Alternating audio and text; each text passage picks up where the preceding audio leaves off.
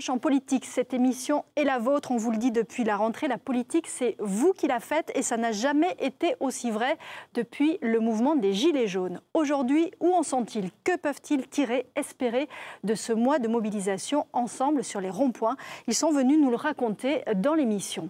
Faut-il plus de participation citoyenne et faut-il des listes Gilets jaunes aux prochaines élections? Vous entendrez le point de vue de notre politologue. Et puis, quel rôle jouent les réseaux sociaux? Pourquoi cette contestation s'est-elle autant enflammée sur Internet? On ira demander l'avis d'un spécialiste de la fac de Montpellier. C'est le sommaire de ce DEP numéro 12 et c'est parti.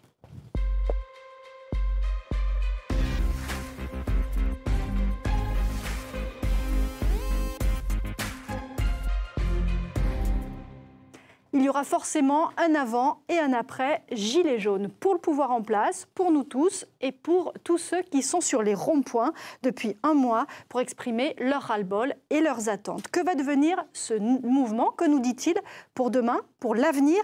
On a choisi de faire venir sur ce plateau des Gilets jaunes qu'on suit depuis le début. Je vous les présenterai dans un petit instant, mais pour commencer, parmi tous les reportages qu'on a tournés, on voulait vous montrer celui-ci qui illustre parfaitement ce mouvement et ce qu'il a déclenché. C'était il y a quelques jours sur le rond-point de la Méridienne, près de Béziers. Et on y va avec Olivia Boisson et Franck de Tranchant.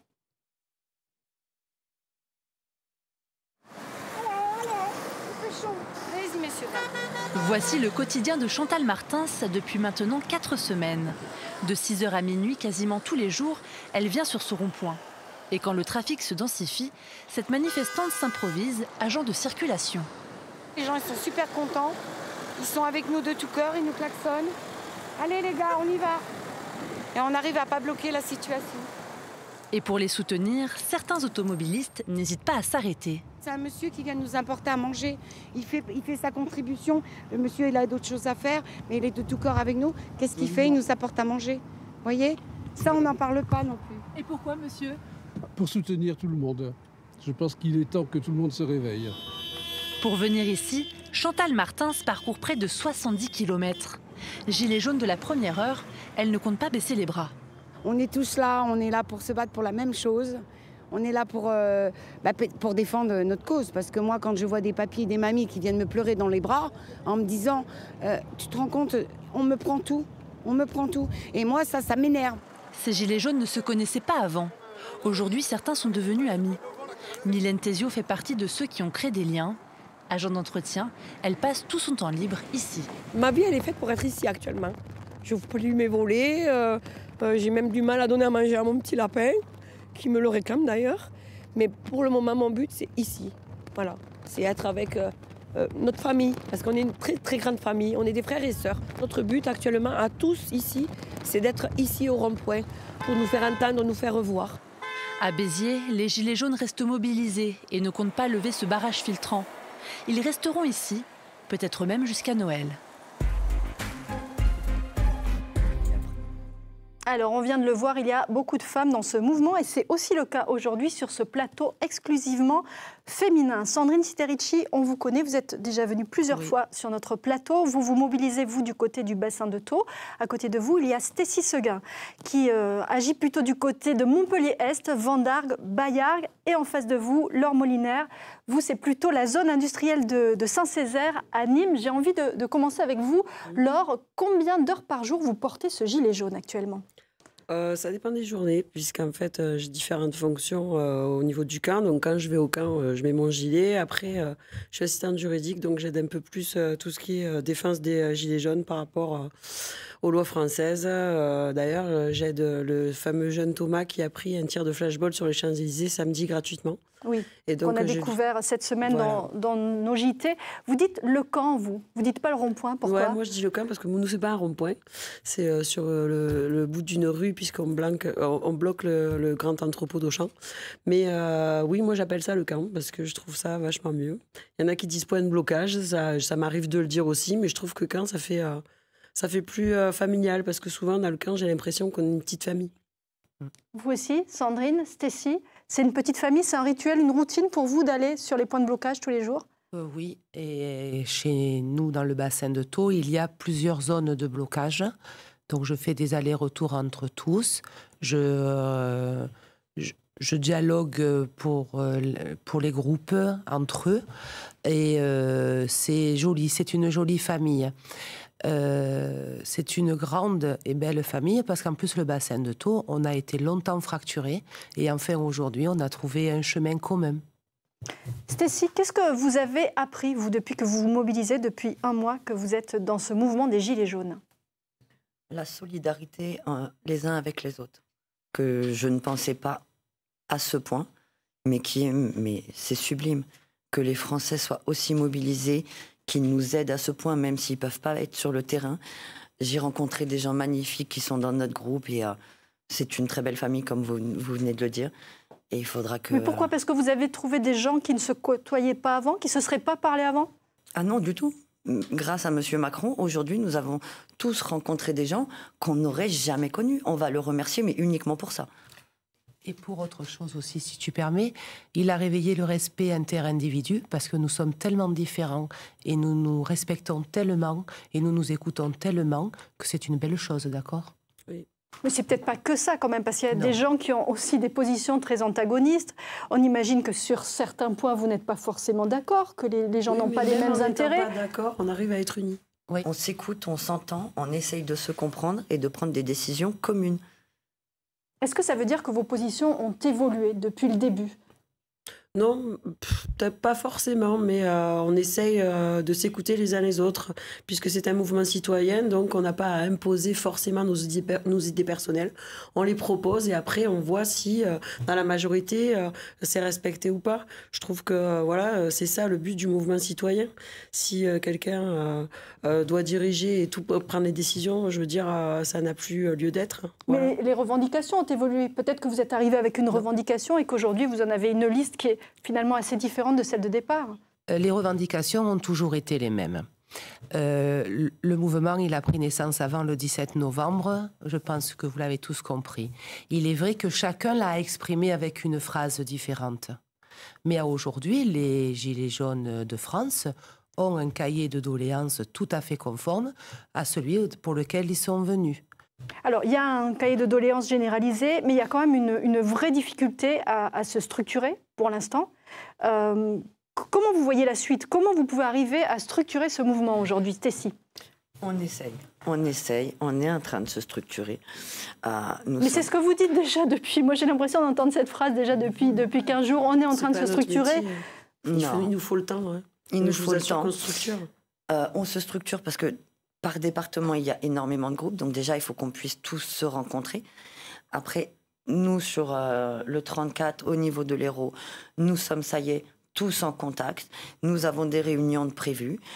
Nous nous structurons. Il faut nous laisser du temps, mais nous le faisons par département par département. Après, ce sera région par région, et ainsi de suite. Et nous arriverons peut-être à monter jusqu'en haut. Après, c'est comme les politiciens. Il y a toujours une pyramide. Eh bien, chez les Gilets jaunes, il y a une pyramide. Mais par contre, nous, chez les Gilets jaunes, mais c'était pas ce que vous ne vouliez pas, justement, qu'il y ait une pyramide? Non, mais on ne peut pas... Alors, nous sommes 2 700 000. On ne peut pas être 2 700 000 à parler. Donc, nous avons des porte-paroles. Je suis le porte-parole de Bayargues, Saint-Onès, Vendargues. Je vous apporte les paroles du groupe, pas les miennes. Sandrine, qui est au bassin de Thau, c'est pareil, elle apporte la parole de son groupe, pas la parole de Sandrine. On essaye de se structurer comme ça et de monter de plus en plus haut pour que nos voix soient entendues. La structure nous est imposée. Parce que je trouve qu'on est dérangeant pour les gens, parce qu'on est venu d'une seule voix et on nous demande de rentrer dans un système. Le problème, c'est qu'on nous demande de rentrer dans un moule et nous sommes en train aujourd'hui de dire ce moule, stop, il ne convient pas à la société. C'est tout le paradoxe. Donc nous sommes en train de nous adapter à ce qu'on nous demande en face pour gagner notre combat. Alors, est-ce qu'il faut un leader non, pour pas ce un mouvement? leader, un porte-parole. Le mot leader, on n'en veut pas. Le porte-parole, voilà, oui, il va en falloir un, et même peut-être plusieurs. Déjà, il en faut un par département et un par région, c'est évident. Petit à petit, on se structure, mais comme je vous l'ai dit tout à l'heure, c'est pas notre métier, donc on apprend petit à petit et on essaye de... Au début, on partait vraiment dans le truc, on est citoyen et on veut pas de leader, mais il y a un moment donné où il va falloir un porte-parole parce que oui, on peut pas être 2 millions à parler en même temps, ça va pas être possible. Ce mois que vous avez vécu, Stécie, est-ce que ça a changé votre vie? Oui. Ah oui, tout à fait. J'ai rencontré des gens que je ne connaissais pas. Je me bats pour une... Enfin, on a tous la même cause, mais moi particulièrement, je me bats pour une cause. Mon groupe se bat pour une cause. Et oui, je me sens motivée, impliquée, et ça me ravit. Je ne pensais pas ça avant, et je vois que les choses avancent bien. Donc oui, ma vie a changé en l'espace d'un mois, oui. Est-ce que vous avez l'impression de sortir un peu du silence ? Non, parce que je suis quelqu'un qui a toujours dit ce qu'elle pense. Parce que vous êtes bavarde.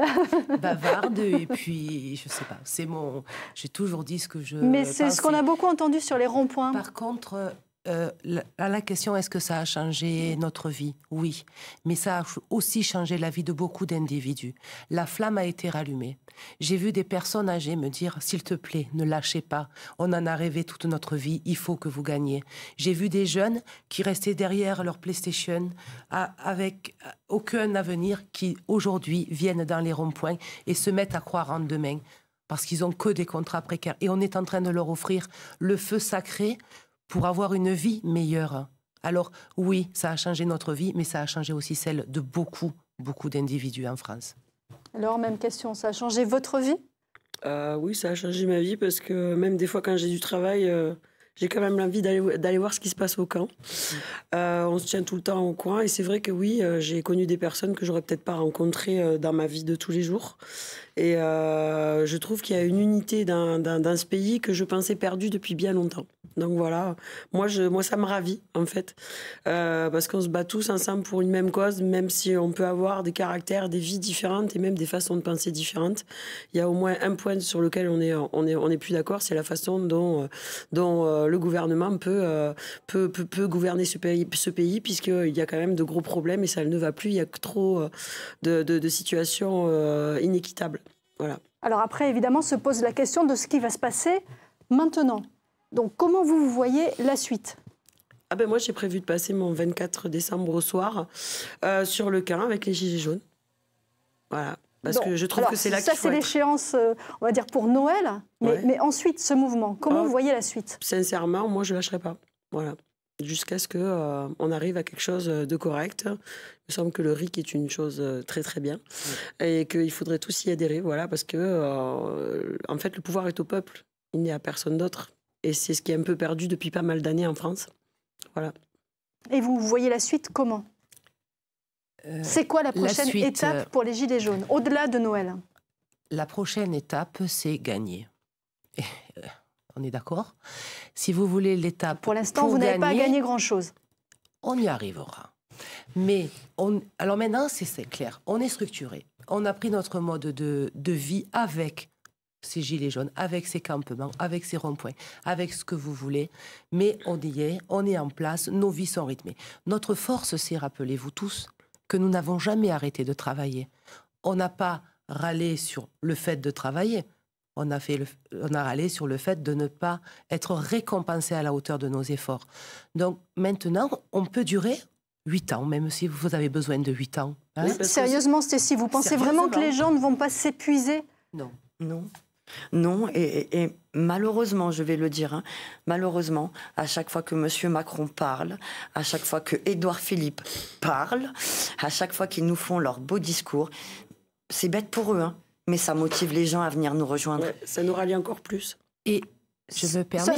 Sauf que la population qui vous supportait jusqu'ici assez massivement, petit à petit, là aussi, est un petit peu moins nombreuse à vous supporter. Aujourd'hui, c'est autour d'un Français sur 2 qui soutient ce mouvement. Là aussi, vous n'avez pas peur de perdre à un moment donné du soutien et de l'aide ?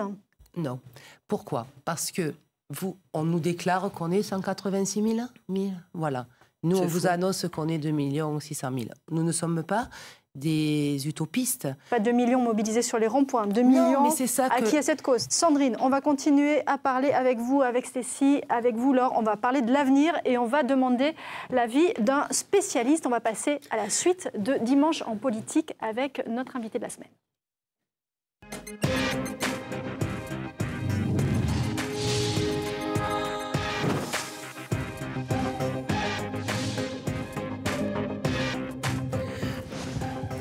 Et on a demandé à un expert de venir avec nous. Aujourd'hui dans l'émission, Emmanuel Négrier, politologue que l'on connaît bien ici sur notre plateau. Bonjour Emmanuel, vous avez évidemment observé ce mouvement depuis le début. Vous avez écouté nos invités. Ce mouvement des Gilets jaunes, il vous inspire quel mot, quelle phrase, Emmanuel? Je dirais que c'est autant une mauvaise nouvelle pour les partis politiques qu'une excellente nouvelle pour la politique en tant que telle. Parce que ce que vous avez dit, ce dont vous avez témoigné, c'est, première chose, que vous discutez les uns avec les autres, les unes avec les autres, de manière un peu inédite, que vous discutez politique quand vous n'êtes même pas d'accord entre vous. Donc ça, c'est un premier élément de la politique. Et le deuxième élément, c'est un peu ironique ce que je vais dire, mais vous êtes comme les syndicats. En fait, je ne sais pas si ça va leur plaire de dire ça. Je vous explique pourquoi. Non, mais peut-être au moment où ils étaient plus... Je vous explique pourquoi. Je vous explique pourquoi. Il y a beaucoup plus de monde qui bénéficie de ce que vous faites que de gens qui sont mobilisés pour ça exactement. Et donc, vous jouez en fait, vous jouez un mandat politique, vous exercez une forme de délégation politique qui fait que finalement, un peu comme les syndicats, tout le monde n'est pas syndiqué, mais quand les syndicats obtiennent quelque chose du gouvernement, ils l'obtiennent pour tout le monde. Donc c'est un peu, je dirais, deux éléments qui expliquent le caractère intrinsèquement politique de votre mouvement. Est-ce qu'une force citoyenne est en train de naître à travers ce mouvement des Gilets jaunes? Incontestablement, puisque, et par le fait, des gens que certains, alors je parle par exemple d'un bouquin écrit par Couturier qui disait, finalement, en 2017, il y a un nouveau courant qui est né en politique, c'est les plus rien à faire, les PRAF. Et moi, je l'ai également constaté sur le terrain. Au moment où les gens de gauche se retrouvaient un peu orphelins d'un candidat et devaient arbitrer entre Hamon, Macron et les autres, et qu'ils ne savaient pas trop quoi faire, ils avaient plutôt une tendance à se retirer de cette offre politique. Et là, c'est exactement le contraire. C'est-à-dire l'idée selon laquelle ce n'est pas parce qu'on n'est pas content de l'offre politique qu'on n'a pas notre mot à dire. Alors la parole et le débat ont envahi et enflammé les réseaux sociaux. Ce matin, on s'est amusé à une petite expérience et on a tapé Gilets jaunes 34. En fait, 25 groupes sont sortis. Donc vous imaginez à l'échelle du pays ce que ça peut donner. Des groupes Facebook qui sont un petit peu le bras armé de cette contestation. On va se connecter tout de suite avec un spécialiste des réseaux sociaux. Il est sociologue à la fac Paul Valéry à Montpellier. On va saluer Vincenzo Susca. Bonjour, merci d'être avec nous dans cette émission. Expliquez-nous, est-ce que c'est vraiment un mouvement 2.0 qu'ont apporté de neuf les réseaux sociaux à ce mouvement de colère? C'est tout à fait un mouvement 2.0, même si j'aime pas trop cette formule. L'aspect nouveau concerne, disons, les caractéristiques sociétales de ce réseau. Jusqu'à maintenant, les réseaux numériques ayant eu la possibilité de s'exprimer sur des thématiques sociales et politiques ou économiques étaient notamment métropolitaines, donc elles venaient des grandes villes, et étaient liées à des groupes particuliers, notamment à ce qu'on appelle en France les bobos, les gens cultivés, les cultures urbaines, la socialité électronique, en quelque sorte des avant-gardes occidentales, des avant-gardes. Là, paradoxalement, pour la première fois, on peut dire, entre guillemets, que ceux qui sont en retard sur le contemporain réagissent. Quand je dis en retard, ceux qui sont moins branchés, moins à la mode, moins cool. Donc c'est une nouvelle population, si je vous comprends bien, c'est une nouvelle population qui s'est emparée de ces réseaux sociaux et qui l'a utilisé pour mener une action. Est-ce que justement ces réseaux sociaux qui sont quand même en général très individualistes, c'est un petit peu l'endroit où on se regarde le nombril, ont réussi à faire du collectif pour la première fois? Ce n'est pas du tout une nouvelle population, c'est une population qui était déjà là, mais qui, jusqu'à maintenant, ne s'exprimait pas avec ses moyens. Ce n'est pas non plus quelques tendances liées à de l'individualisme, mais bien au contraire à cette expression, à ce retour en force de la communauté, de la tribu, des réseaux, du local. Et est-ce que ces moyens vont permettre de faire vivre le mouvement ensuite? Est-ce que, par exemple, il va continuer à exister à travers les réseaux sociaux? Est-ce que c'est un atout supplémentaire, d'après vous? Alors, bien sûr, quand on analyse, on comprend et on interprète la société, on n'est pas des futurologues. Il faut se méfier des futurologues. À mon avis, si le mouvement reste tel quel, il a possibilité d'exister et de se corroborer, et de devenir plus fort. Par contre, s'il pense, et s'il y a quelqu'un qui imagine pouvoir le transformer en force politique, en mouvement, en parti, en quelque chose d'institutionnalisé, ce n'est pas le cas. À mon avis, dans ce cas-là, il va soit s'effondrer, soit changer de forme, mais pas rester tel qu'il est. D'accord, ça c'est donc le conseil que vous donnez. Merci beaucoup Vincenzo Susca de vous être connecté avec nous. Et je rappelle que vous êtes sociologue à la faculté Paul Valéry et auteur notamment des affinités connectives, c'est aux éditions du CERF. On va rebondir sur ce que vient de dire notre sociologue justement. Que va devenir le mouvement? Comment doit-il évoluer? Est-ce qu'Emmanuel, ça doit devenir un parti politique ou pas du tout? C'est une grosse erreur. Une force politique, oui, sans doute. Est-ce qu'il faut des listes, par exemple, aux prochaines européennes? Ça a été annoncé par notamment une des figures médiatiques du mouvement. Est-ce qu'il faut des listes aux prochaines municipales? Ça fait partie des principales lignes de fracture à l'intérieur du mouvement à l'heure actuelle. Quelle forme politique donner à ce mouvement-là? Votre avis, mesdames? Que les Gilets jaunes feront un peu comme bon leur semble à ce moment-là, non, les filles? Mais vous auriez envie de vous présenter, Stécie, Laure? Si on vous disait, allez, une liste pour les municipales, est-ce que vous êtes prête à vous présenter? Perso, c'est pas encore au goût du jour. Pas encore, mais peut-être un peu. Moi, je fais pas de politique. Je me suis intéressée il y a quelques années. J'ai pas du tout envie d'en faire. Et pour moi, même si on devait avoir un parti, ça serait quand même de la politique citoyenne. Et j'insiste sur le terme et on lâchera pas. On n'acceptera jamais qu'on nous dise qu'on est un parti politique s'il n'y a pas citoyenne derrière. Le mot citoyenne est important. Ouais. Juste, il y a eu un sondage qui a été réalisé, qui avait été commandé par La République En Marche et qui disait qu'aux européennes, s'il y avait une liste Gilets jaunes, elle pouvait obtenir 12%. Elle se plaçait devant les Républicains, devant la France Insoumise.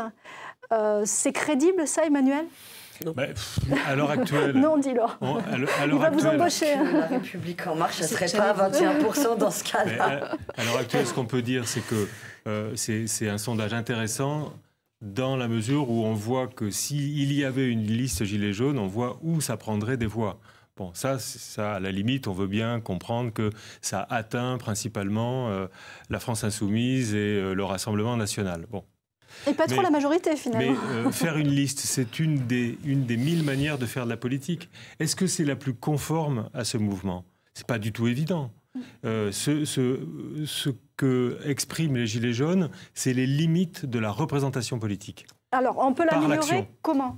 Allez-y, Sandrine. Si on en est aux élections européennes, c'est-à-dire à quelques temps, ça veut dire que ce soir, comme cadeau de Noël, on a toutes nos demandes qui sont exaucées? C'est ça? On est en train de parler d'un après, d'un machin. Notre combat, il ne faut pas l'oublier. On parlera d'après quand on aura gagné le combat, non, les enfants? C'est ça. Voilà. Donc, on n'en est pas là. Nous avons fait des demandes à M. Macron, des nouvelles. Nous attendons sa réponse et on vous répondra après. Et il ne faut pas oublier que dans les doléances des Gilets jaunes, vous m'arrêtez, mesdames, si vous n'êtes pas d'accord, il y a aussi qu'il y ait des efforts faits de là-haut, qu'on coupe un peu le nombre de députés, de sénateurs et de tout ça. Mais comment, justement, vous pouvez vous inscrire? Peut-être Stécie a un avis là-dessus. On veut un... Tu es d'accord? On veut comment un vous pouvez RIC. Vous asseoir? C'est comme ça qu'on vous demande de nous inscrire. Un RIC. Référendum d'intérêt citoyen. Les modalités, les petits lambdas, on n'en est pas là. Mais déjà qu'on commence à nous dire, vous voulez, après tout, c'est votre pays, vous voulez un RIC. Tenez, prenez un RIC. On va quand même demander à Emmanuel Négrier ce qu'il pense. Est-ce qu'un référendum d'initiative citoyenne, c'est possible, c'est souhaitable? Quel est l'avis du spécialiste là-dessus? Pour l'instant, c'est impossible. Ça n'existe pas. Le référendum en France, il est à l'initiative du président de la République. Donc ça, c'est une... Sauf les référendums de type consultatif. Par exemple, celui qu'on a eu en Occitanie à propos du nom de la région. Mais ça n'est pas un référendum qui a pour conséquence une décision impérative à la fin. La limite, c'est pour les pays qui utilisent énormément les référendums, parce que là, en l'occurrence, ça pourrait être assez régulier. Ça rythmerait la vie démocratique, autrement dit, ça va instaurer une sorte de démocratie continue. Ben, pour les pays qui utilisent le plus les référendums, la limite, c'est qu'au bout d'un moment, les gens qui sont les plus précaires, les plus en difficulté sociale, s'éloignent de la participation aux élections. Ah, ça ne marche pas non plus. Donc en Suisse, par exemple, on sait bien qu'au bout d'un moment, c'est les classes moyennes, les plus éduquées, qui participent au référendum avec un danger. C'est que finalement, ce soit les intérêts de ces classes qui soient servis par le référendum. Autrement dit, la solution d'un référendum d'initiative citoyenne ou populaire, ça suppose non seulement la décision, ce qui n'est pas acquis, mais également tout un suivi, une mobilisation derrière. Ce n'est pas une forme de « bon, on a gagné ça, donc on peut rentrer chez nous ». Ça veut dire que le travail commence. Voilà, vous avez la feuille de route. Merci beaucoup d'être venus toutes les trois. Et puis on continuera bien sûr à suivre ce mouvement des Gilets jaunes. J'avais envie qu'on termine avec une vidéo qui a été envoyée notamment sur notre Facebook par Charlie. C'est l'un des Gilets jaunes. Ça se passe sur un rond-point de Montpellier. Charlie et ses copains Gilets jaunes ont décidé de planter des arbres fruitiers. On va écouter un petit peu ce qu'il nous explique pourquoi il fait ça. Salut à tous les Gilets jaunes. On est en direct du rond-point de Pré d'Arène à Montpellier. Voilà, donc voilà le rond-point, hop, avec un autre gilet jaune. Donc on fait cette petite vidéo pour montrer un petit peu à tous les gilets jaunes et tout le peuple français qu'on peut faire des actions pacifiques avec un bon résultat dans le temps et gêner quand même certaines personnes. Donc on va vous expliquer pourquoi.